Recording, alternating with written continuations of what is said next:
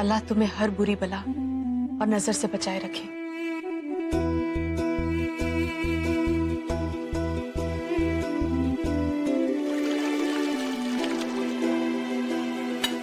ये लो जमजम का पानी, काबा की तरफ मुंह करके पी लो।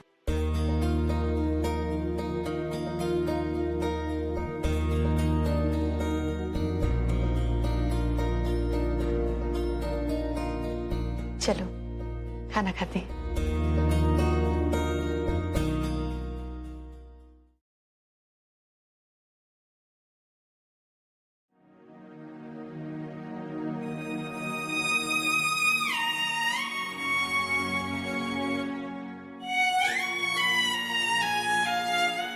मम्मी, पुप्पी, मैंने तुम्हारी आपी से कहा था कि मैं तुम्हारा ख्याल रखूंगी। पूरा एपिसोड देखिए ZEE5 पर। फुप्पी रोइए मत, वरना लोग कहेंगे फुप्पी है या निरूपा रॉय। शुक्रिया शुक्रिया शुक्रिया।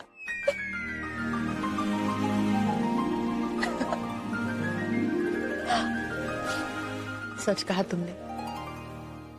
पहले हम बुरे वक्त में रोते हैं, फिर बुरे वक्त को याद करके रोते हैं, लेकिन अब रोने की कोई बात नहीं है ना, क्योंकि अब तो अच्छा वक्त आ गया है, खुशियां आ गई हैं।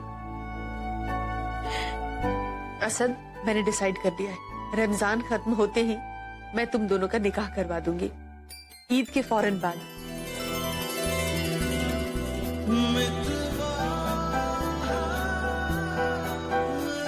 तुम दोनों को कोई एतराज तो नहीं है ना?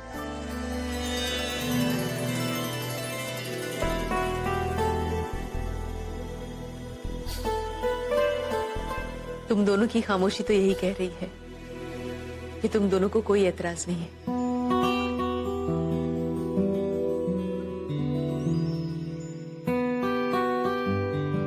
लेकिन इस बार निकाह बहुत ही सादे तरीके से होगा। मैं नहीं चाहती कि किसी को कुछ भी पता चले, सिर्फ हम लोग ही होंगे।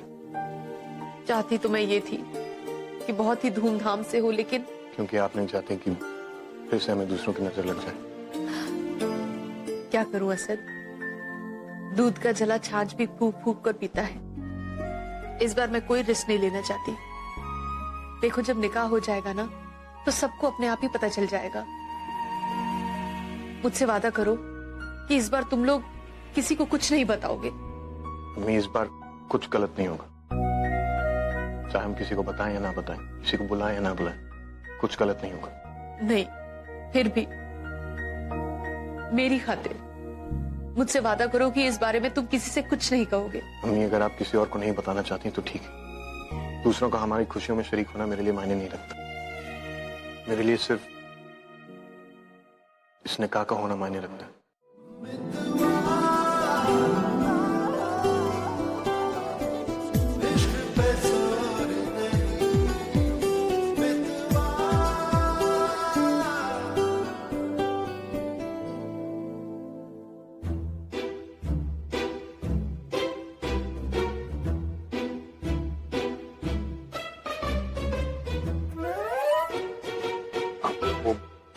एक्चुअली मुझे कुछ बहुत जरूरी काम है, मैं आता हूँ।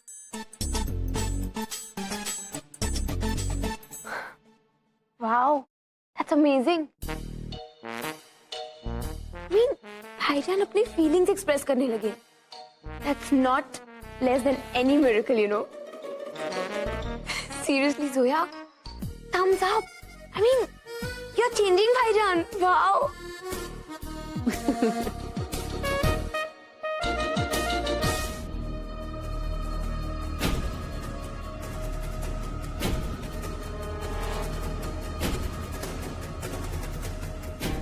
नुसरत जी, आप हमें सिंगर होटीज ग्रुप के मेंबर रखेंगे ना?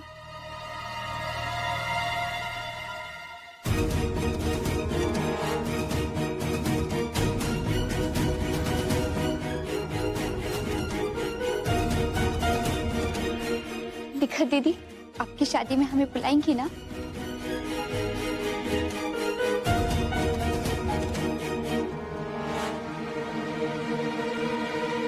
हाँ जी, आपका बहुत बहुत धन्यवाद। आपने हमारी बहुत मदद की, हमारा साथ निभाया। जब हमारा विश्वास टूट गया था तब आपने हमारी हिम्मत बढ़ाई,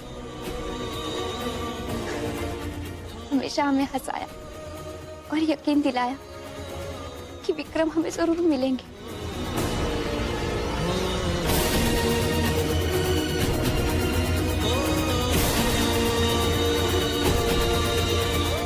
रजनी,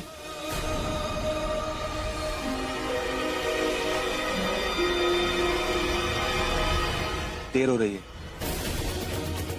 चले? जी। अच्छा जी,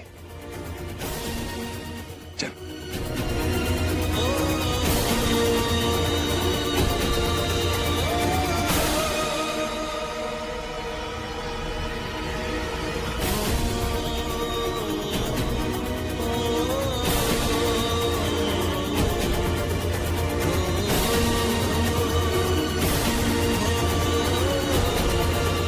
रुको।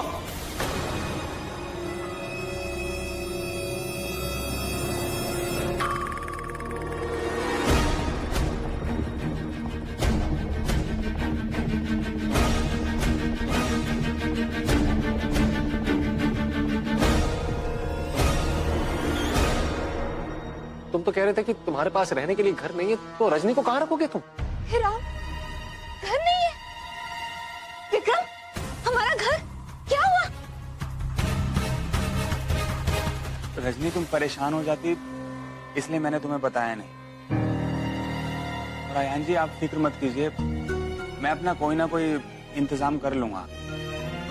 देखिए, जब तक आपके रहने का कोई इंतजाम नहीं हो जाता तब तक आप कहाँ रखेंगे इन्हें? और इनकी तबीयत खराब है, डॉक्टर साहब ने कहा है कि इन्हें आराम की बहुत जरूरत है। देखिए, मेरे ख्याल से आपको नहीं जाना चाहिए। मेरा मतलब है कि फिलहाल मत जाइए, फिलहाल यहीं रुक जाइए।